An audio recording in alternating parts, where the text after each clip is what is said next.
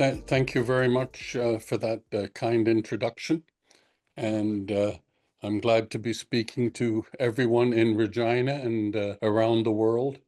And I'll just get straight into my talk about maximizing OER use in 2025 by using Gen AI. All these slides are licensed under Creative Commons license 4.0. However, some of the images I use under fair dealing laws in the United States for research and education purposes. I'd just like to mention that ERODL are in the International Review of Research in Open and Distributed Learning is celebrating its 25 years of excellence in open and distributed learning. And it was the first open access journal in Canada and possibly in North America. And I just put that in as an advertising point. Now, when we're talking about open education resources or for designing any course, in the learning design world, which I did my master's in learning design, you start with the process early, you define goals, determine content, you go through all of these steps. And what I'm suggesting to you is this is not necessary. And even when I was studying, I don't believe it was necessary. But most of the information we get is that you follow these particular steps. And what I'm suggesting is that we look at the example given to us by the founding president of the Open University of Hong Kong, which is now known as the Hong Kong Metropolitan University.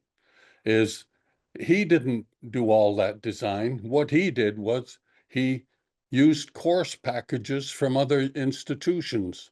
And this was in the 1990s, before open education resources were available. So some he bought, some he borrowed, some he stole. And he only created what was not otherwise available. So the first lesson, I believe, for us in the open education resources is don't develop courses, is use what is available and go out and find it online. There are many open education resource repositories. Of course, BC Campus Repository is the best in Canada that we can use. There are others. There's the Creative Commons OER aggregator. So step one should be find out if there's something out there to save you the bother of creating a course. And there are many different textbooks available, open textbooks on a wide range of subjects, growing all the time. And we can also use open access periodicals. We can go to the Directory of Open Access Books, to THOF in Quebec. AU Press has them. There's the director. So there are many places where we can find open content and just make use of it as it is. So the key is beg, borrow, or steal it from OER repositories, from websites, videos, podcasts, print, etc. And rather than thinking of creating courses, we should consider course assembly. And like an IKEA set is rather than developing your own course from scratch, you assemble it from a lesson from this area, a lesson from that, a lesson from somewhere else, and mix it and match it according to the needs of your particular course. So this is possible today, and it's strongly encouraged, again, rather than going through the whole course development project. Another way is that we've been doing for years now at Athabasca University is OER deboning. And by that, we mean we have courses that have um, commercial content. We're taking out the commercial content and replacing it with open educational resources. And this has meant huge savings for us as a university. And I'm talking about millions of dollars in savings. Now, in most universities where the students pay for the textbooks, the savings are millions and they go to the students, and the students get those savings. And there's a growing number, I think Kwantlen Community College in BC is leading on this, is the idea of the Z degree or Z cred as we call it in Canada. And it started in the United States of having courses advertised saying you don't need to buy a textbook for this course. It's all uh, zero payment for textbooks for this course. And so that's another great development for the open education resource movement. So what do? You review the available OER materials. You modify the OER materials as necessary, and I would stress as necessary, not as convenient or as you want to do it. As if it's needed to be done, then do it.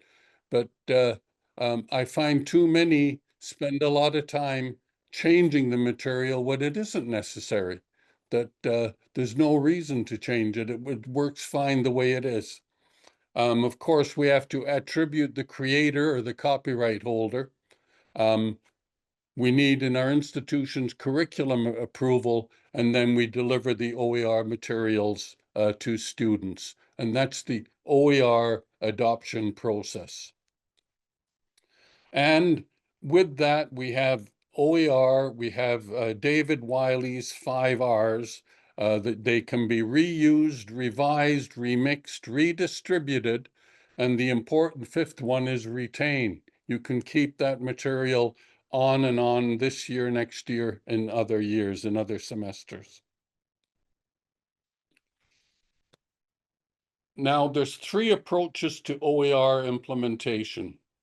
You can create them from scratch, or as I mentioned before, you can assemble them from lessons that are available, or you can take the full course.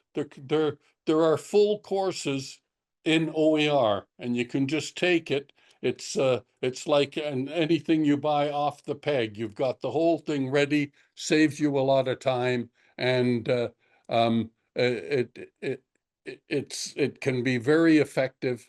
And for faculty, it can give you more time for research if you just take it off the peg. And linking is free. Use it.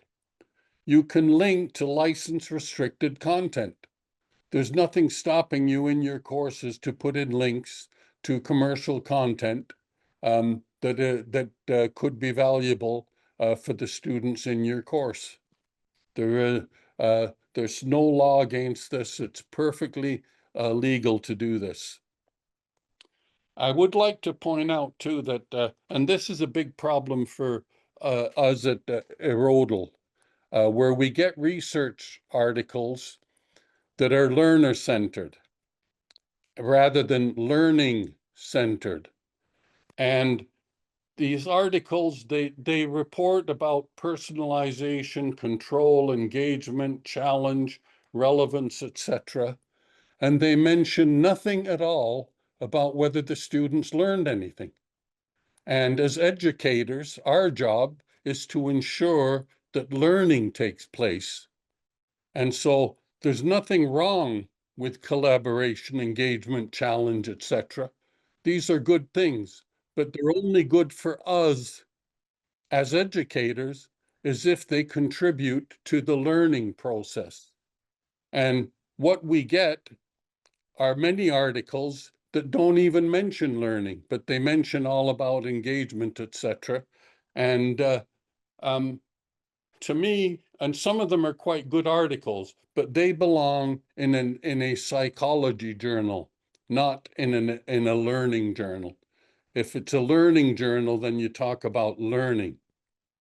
So be very careful about using those things only unless you can prove that the students learn something.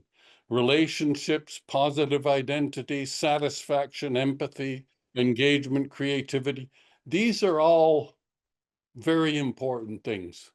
But for learning is only important if they contribute to actual learning.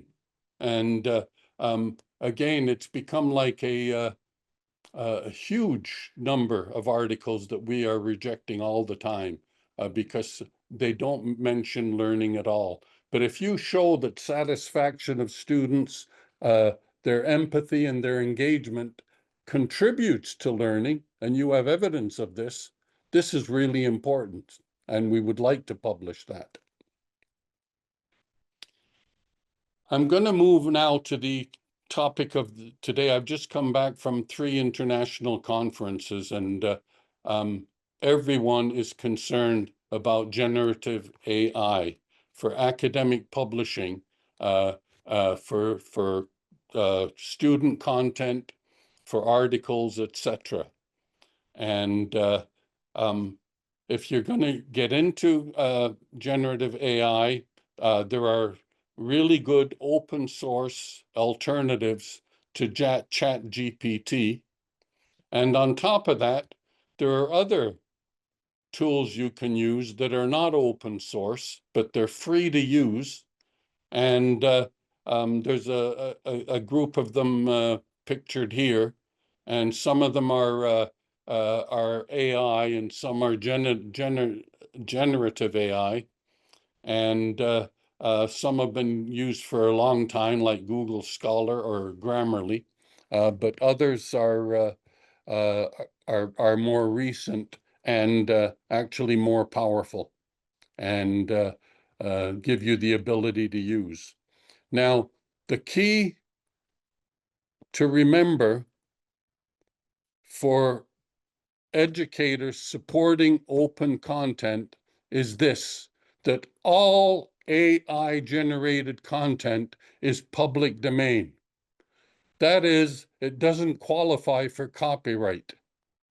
You can use AI generated content however you want, any way you want. And this is a very important for us with open education resources. In the United States, they've ruled that content generated solely by AI is ineligible for copyright. The Beijing Internet Court has said if the producer is involved in the generation process, he or she could be the author. So the only time there can be an author with Gen AI is if the producer has contributed to the content. And in Europe, there's a growing consensus is to deny copyright for AI content. The owner could be the user or the programmer, and that is very difficult to determine. Remember that only human authored parts of work can be copyrighted. So if you put together, or anyone puts together an AI produced content, if they add to it, that human part of the work can be copyrighted. But it has to show creativity, intellectual input, and interactivity. And on the 19th of March of this year, some publishers challenged this view of copyright, and they lost. AI is still not a copyright author. This is called the Thaler Appellate decision. So the AI cannot be an author. So we can say that we can use content for our lessons, for our courses, for our programs. They are open educational resources under the least restrictive license. In fact, there is no license. They don't need a license. And it makes the content more accessible, easier, faster, and more effective. As an example, I give you this objectives for an engineering education course of what can be done very simply using not even Gen AI, just simple AI translating, is this. Translated it into Turkish. We're talking about seconds, not minutes. Translated into Slovenian, translated into Amharic, translated into Chinese. All of this can be done almost immediately. But openness is the skeleton key that unlocks every attempt at vendor control and lock-in. When we have this open content, we can do what we want with it, and the commercial publishers cannot take it away from us. AI is open. Let's keep it open. And even if we're talking about other works, we can talk about fair dealing. And those who debate about who owns AI generated content, remember this, that even before Gen AI became more usable, that copyright law says this: unsubstantial amounts of any work are not copyrightable. That is, if you take out of a book a quote or a few phrases, anything that's unsubstantial, it's not even subject to copyright. There's no protection of it. For educational and research use of a substantial part of an author's work can be legal. And it certainly is in Canada and the United States, is that for education and research, you can take commercial content, substantial amounts of commercial content, and make use of it and use it within your AI within your open education resource or as an adjunct to your open educational resource. So sampling or using the work of others is okay. So that's what we've been doing always, is searching for content, doing our literature reviews, etc. We sample work, we put it in, we take it out, we make notes, we put it together into an essay, into a dissertation, whatever work we're doing. And really, that's what AI is doing. AI is going through a huge volume of work, a million times, perhaps even a billion times more content than we could ever go through in a lifetime. And it scrapes the content and samples it and uses it. And it takes unsubstantial amounts of any work. And that is why it is not copyrightable. So two reasons. The scraping is unsubstantial amount. And number two, there is no human author can be identified to it. AI scrapes and samples unsubstantial amounts of work. But the publishers are fighting back. Educational publishing is the most profitable business anywhere. Educational publishing, 40% profit margins. Forget about Harry Potter. Forget about 40 Shades of Grey. These are peanuts compared to the money that the educational publishers are getting from us in our universities, colleges, and schools. So what they're trying to do now is make it so as that scraping is subject to copyright. And they're calling it really simple licensing, or RSL.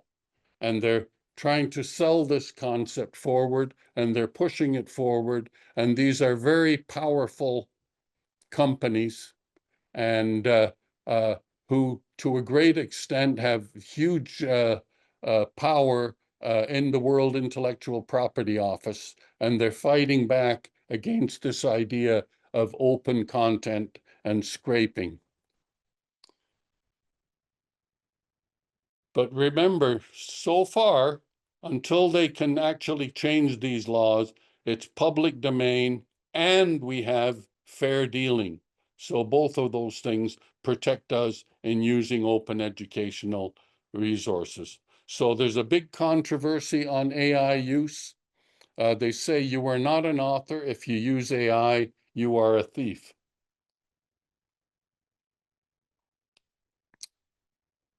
And just to uh, uh, give a lesson in English, a thief is somebody who takes something away from you.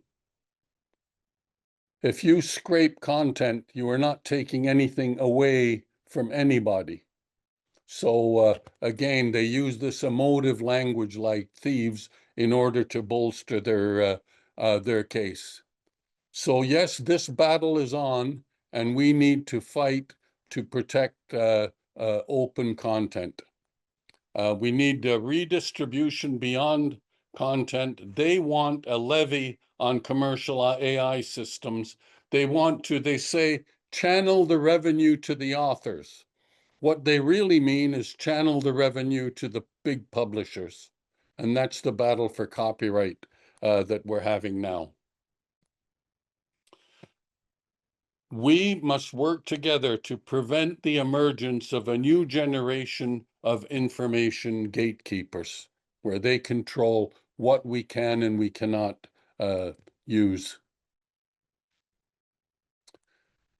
Now, an English professor, Dr. O'Driscoll, came up with this, the O'Driscoll postulation for when we're using open generative AI.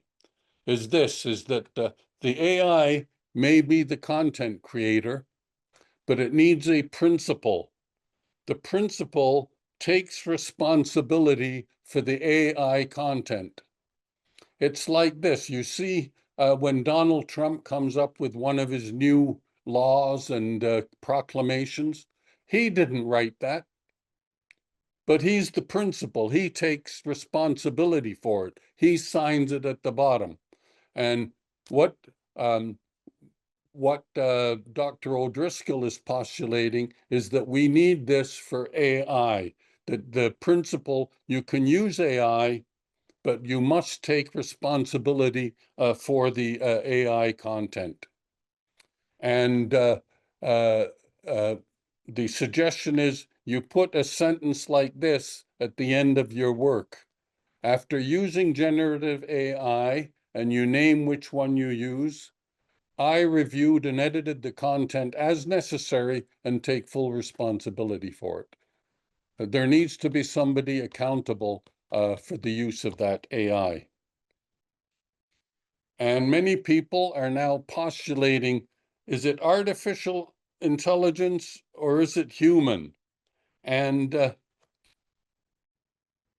fact is that all knowledge is human. All of it. There's no AI versus humans. All of the knowledge scraped by AI and put together is human. It's all human knowledge.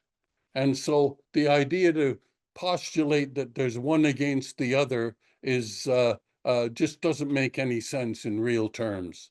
The entire corpus of information that is scraped by AI is created by humans. It's all human knowledge. And just as an aside here to give this is Jacinda Ardern was the former Prime Minister of New Zealand. And when she retired, within 1 week, there were 5 books available on Amazon and in other places about her life. And they were all created by artificial intelligence. And again, because they're created by artificial intelligence, they're public domain books. Now there are many criticisms of Gen AI, and I'm going to go over them and give my views about them. And I'm going to say this, that I'm not married even to the opinions that I have now. I think it's this whole area, we need to have broad discussions among educators of what it means in different educational environments. And we need to come to some kind of consensus. And I believe that's going to take a while. But Aras Boscourt and 40 others, uh, authors, came up with the Manifesto for Teaching and Learning in a Time of Generative AI, a critical collective stance to better navigate the future. And I used that as a basis to understand what the criticisms were and what possible responses we could have to them.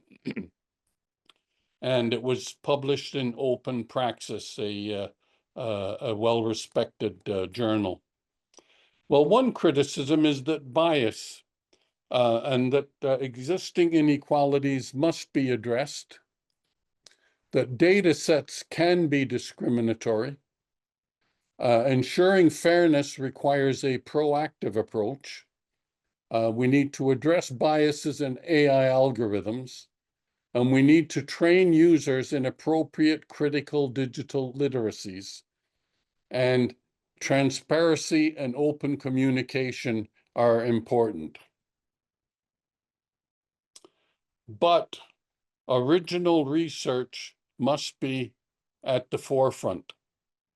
That is, that we need original research, and sometimes original research can be biased. It's biased, but it's true. So this is one of the problems with criticizing bias. So how can we address bias? We look at the data, the algorithms, how users interact with it. There's real world actions, there's sampling bias, and there's bias models. All of these things are in there. So there's a strong risk of bias when it comes from the different Gen AI tools. How to address this? How about this? That individuals and communities decide for themselves, that we leave the huge corpus of data available to everybody. And you as an individual can restrict that content to what you want it for, or communities can. If a community decides they don't want that, they can restrict it to that. And they can do it in this way. For example, you can put in your request to Gen AI and request from only West African sources. So as it only searches in those sources. You can address the bias also by requesting the perspectives of a certain group, like the request from an Arab perspective. You can address the bias. So there are ways, if you have a huge corpus of information like that, you can yourself decide how you want to address the bias. The key is not to use it, to use your biases to control other people. And again, just when people say that English is overwhelming online, notice that Nigerianese, not English, is the primary language of artificial intelligence. That is, the people who are training artificial intelligence mostly come from Nigeria. And there are many in other parts of Africa with other different types of African English. We need to say no to censorship. With open AI, open content, all is available. There are people who want to censor it and decide what other people need to look at. There's disinformation, and that is usually from governments that deliberately put in lies into the main media and into these tools, or from the big corporations. They put in their views into it deliberately. There's misinformation where the people really believe it, but it's wrong. And then there's malinformation where it's true, but the authorities don't like you to say that. So there's different types of views about this, and there's people and governments in particular very strong. In Canada, it's very strong. It's getting out of hand here. In the UK, other places in the United States, Australia, and Europe, all around, there's a growing movement towards censoring information that somebody doesn't like. They pre-bunk information, they debunk information, and the key question is who decides what's censored, what isn't? And as I mentioned in a previous slide, is let communities decide themselves. Let volunteer communities, let individuals decide what content they want to look at. Another criticism of AI inclusivity, that we need diverse cultural, linguistic, and socioeconomic backgrounds, accessibility requirements, and Gen AI should be purposefully designed and include the different opinions and views, not just people. So some put forward that to be inclusive, we have to be inclusive not of other people's views if they don't agree with them, but only inclusive of different people and different cultures, etc. So that is the inclusivity principle. And again, if it's open to everyone, the information, that is the most inclusive you can get.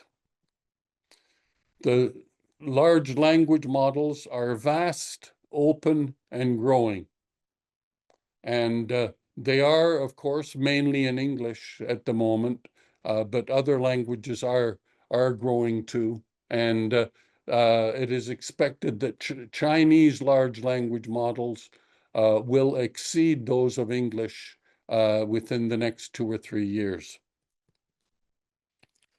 We need transparency, maintain the trust of people. We need open communications with students and faculty. AI is explainable, and avoid opaque or unchecked use. We need to know exactly how we use it.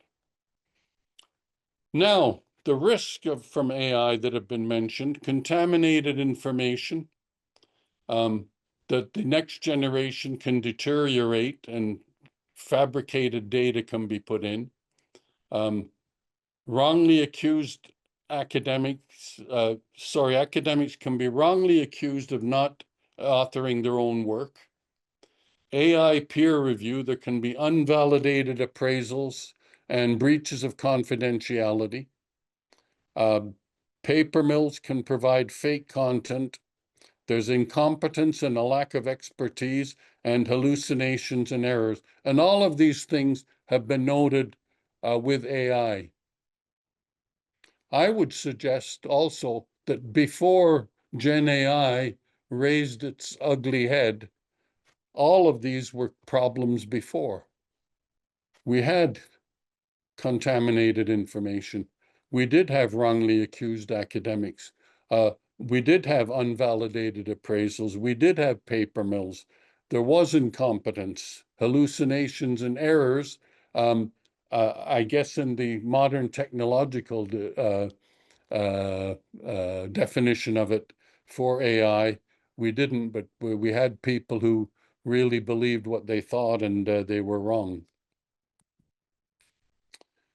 Another AI criticism are the ethical problems, data usage, that the data is scraped, no permission or acknowledgement from all over, from commercial content. Authors say, oh, they're scraping my content. Well, before AI, that's what we did. We'd go and do a literature review and we'd scrape the content. We'd go through all kinds of books and take notes and and put that content together and create our own creative work. So data scraping is nothing new.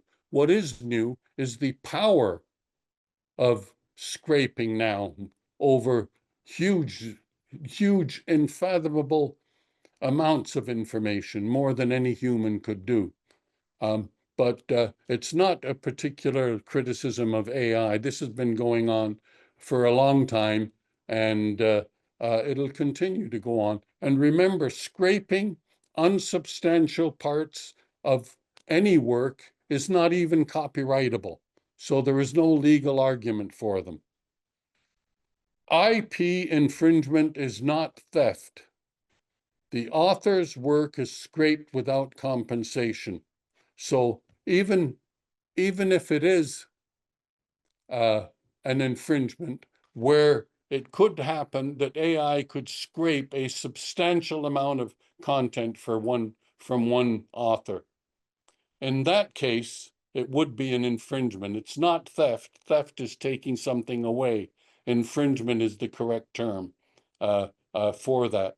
And that is a possibility. And there have to be ways that we can limit that to protect authors' rights. And of course, there's no informed consent. However, today, when you write a book and your book is all over, let's say you have 1 million copies, there's no consent of how those people are using your book and what they're doing with it. Authors now are unaware of how their data is utilized. AI is not a change in this. AI is just a more powerful example of what can be done with it. And these are problems for publishers, not academics. We need to go forward with our open content and create open educational resources, use them to help us with our research, etc. So the authors who oppose AI scraping, and again, it's mainly publishers, but they don't like to use the word publisher. They prefer people are more sympathetic to authors. Remember this, that throughout history, up until the 19th century, copiers were among the most respected people in society. They would spend hours and hours copying manuscripts, and these were very well respected people. So the idea of copying as some kind of crime is relatively new. And remember again, and this is the third time I'm repeating it because I believe how important it is that we understand this. Unsubstantial copying is not copyrighted. Substantial copying is allowed, fair dealing and use. Ideas are not copyrightable. People amass most knowledge without permission. And again, this is pre-Gen AI. We amass most of our knowledge without permission.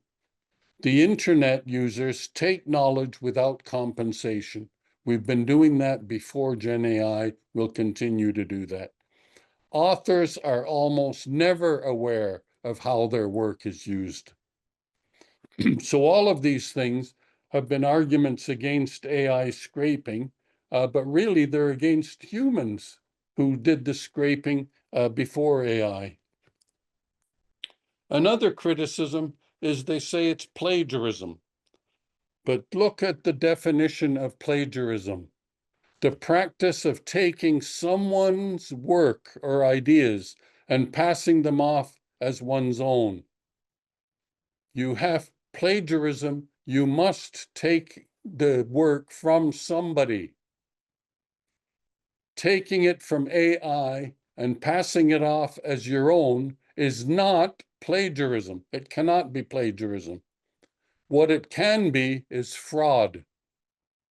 That is a wrongful or criminal deception intended to result in financial or personal gain. So we need to make that distinction.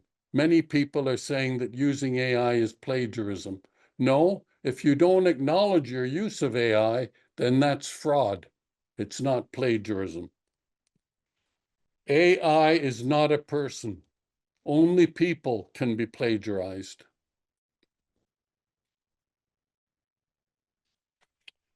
Another criticism is about empathy and connection, that there's no emotional intelligence and compassion with AI, that there's an erosion of human connection with weakened human relationships, that AI could replace interpersonal engagement, and a big one, corporate values are embedded into AI.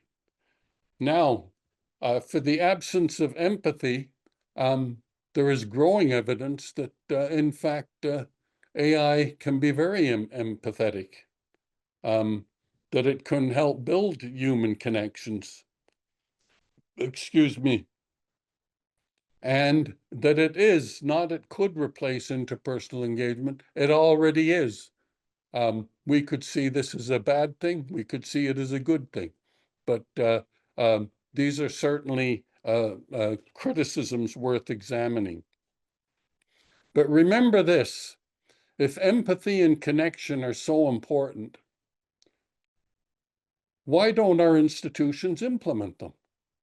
I never noticed much empathy in my schooling in high school or in especially in university. There were empathetic teachers, very few, and I mean very few, and I thank God for them, but it's not normal or common in our institutions. Some teachers are empathetic, others are not so empathetic. And in the review of qualitative research at the London School of Economics, they discovered that participants preferred interacting with a conversational agent. They perceived it as a non-judgmental entity rather than a human interviewer. And large language models offer an opportunity to conduct interviews at scale, thereby creating a bridge between the richness of qualitative data and the statistical power of quantitative data. The AI-led interviews were rated approximately comparable to an average human expert under the same conditions. Another criticism of AI, technological, there's critical faculties, passive recipients, and erosion of creativity. Technological criticisms is some people don't have access, and this is a big problem in developing countries, certainly, and in many parts of Canada. Critical faculties is some of the critical faculties that you've used in the past are no longer being used when you're using AI. You could be just the passive recipient of information, and creativity could be eroded with this dependency. And the argument for human creativity by Ganesh, AI cannot match humans. It's limited by the data. No personal touch, no human understanding, no human connection. Humans have judgment.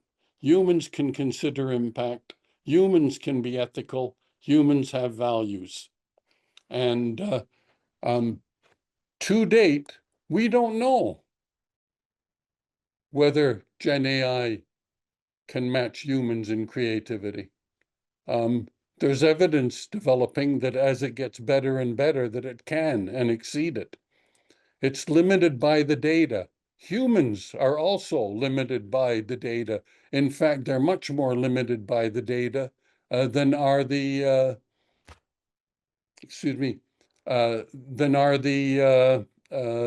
AI. So humans are limited by the data. No personal touch. AI often simulates personal touch. And to be quite honest, humans do that too. They pretend to be sympathetic to people just to be nice. So we have to be careful about that. There's no human understanding. All of the understanding coming from AI comes from a human source. There's no human connection. The entire corpus of AI is human. Humans have judgment. I think most people would today would say that in most fields, in many fields, if not most, AI can match and exceed human judgment. And it can consider the impact, and it can be ethical. And humans have values. There are values embedded into the AI. But if you want your values embedded, then you have to limit the open corpus to what your community believes in. The criticisms, the vast majority of writing is not creative. About 99.999% of writing is not creative.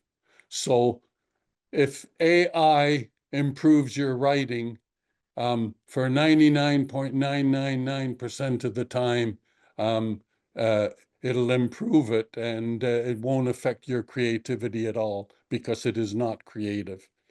Most writers are not creative. It's business or professional. So if it speeds up your business or professional uh, work, then that is an advantage for you. Only a small minority of all creative writers may want or need AI. That is, if you're a creative author or painter, whatever, nothing's going to stop you. Those are a very, very small minority of people who create uh, good art, good novels, good books, etc. This is a very small minority. For the vast majority of people, it's a huge boon for them. And uh, why would we want to limit their abilities? And people should judge whether they like the writing, not the writer. So as if somebody uses AI to write you a letter, judge what's in the letter. Do you like it or you don't, or what is it about it? Not the person who wrote it. Large language models is what we humans use all the time. Creativity is very rare. People should judge whether they like the writing. Another one, the big one, environmental issues. The high energy consumption is falling per unit. Water usage for cooling is incredible. These are unsustainable practices. However, I would suggest that these huge data centers that are demanded by AI companies are leading the way in using small modular nuclear reactors.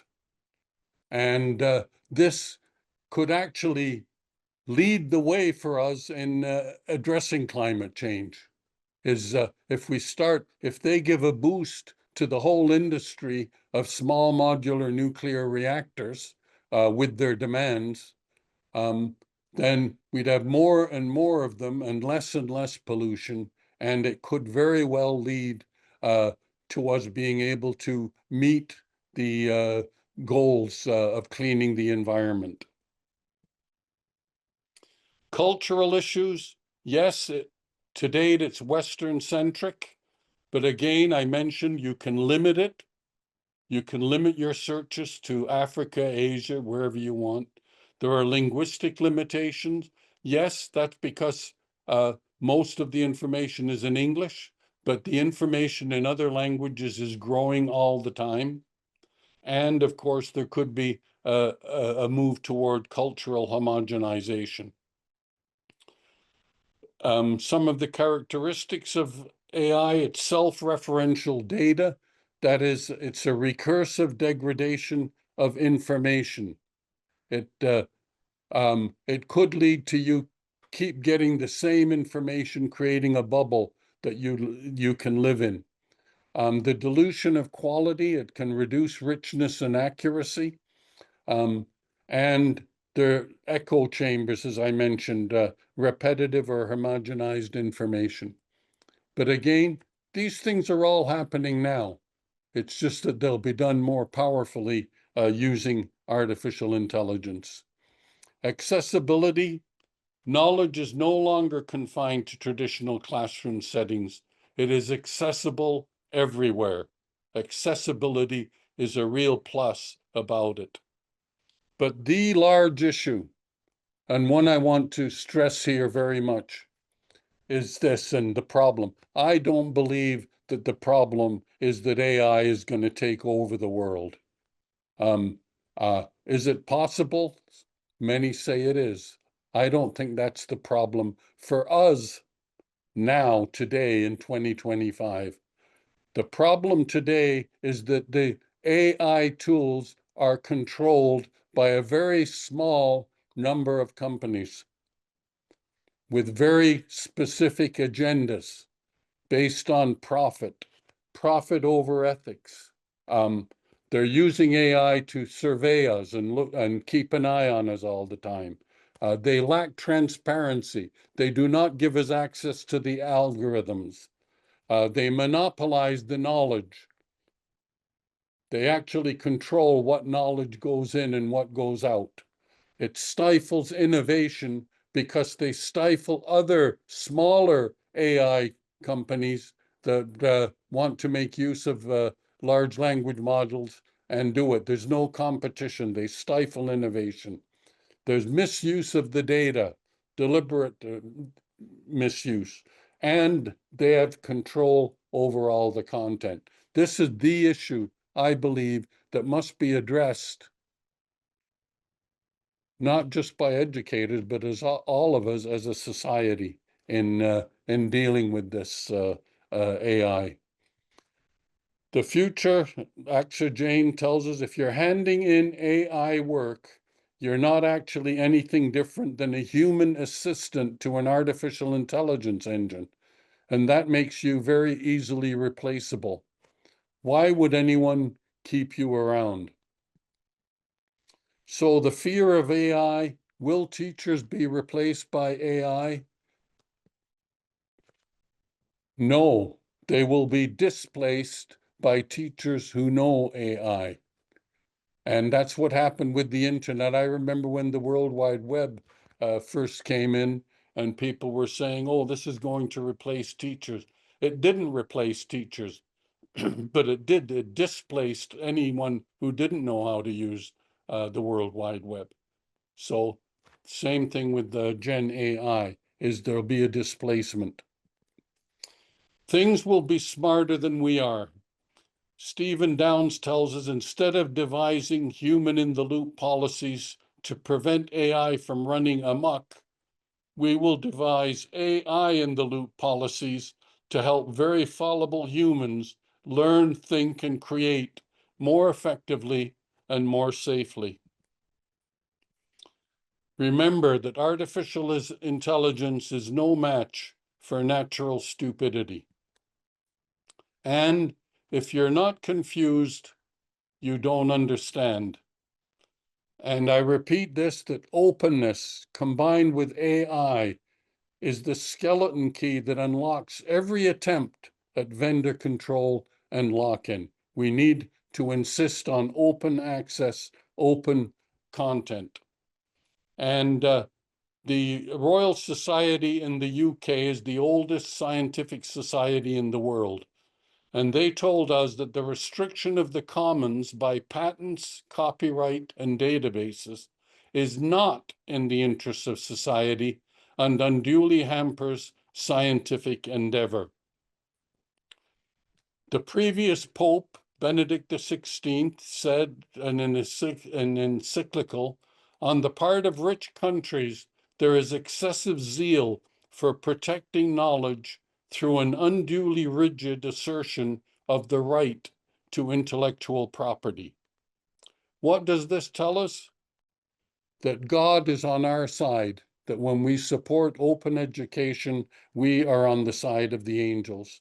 So thank you very much for your attention. I hope I haven't overrun the time and that there's some time for questions. And just let me say again that I'm not married to any or all of this. We're in a period of debate and within education, of arguments, of let's discuss this and see where we're going with all this, because it is new, and it is earth-shattering for education, and we have to find ways of dealing with it.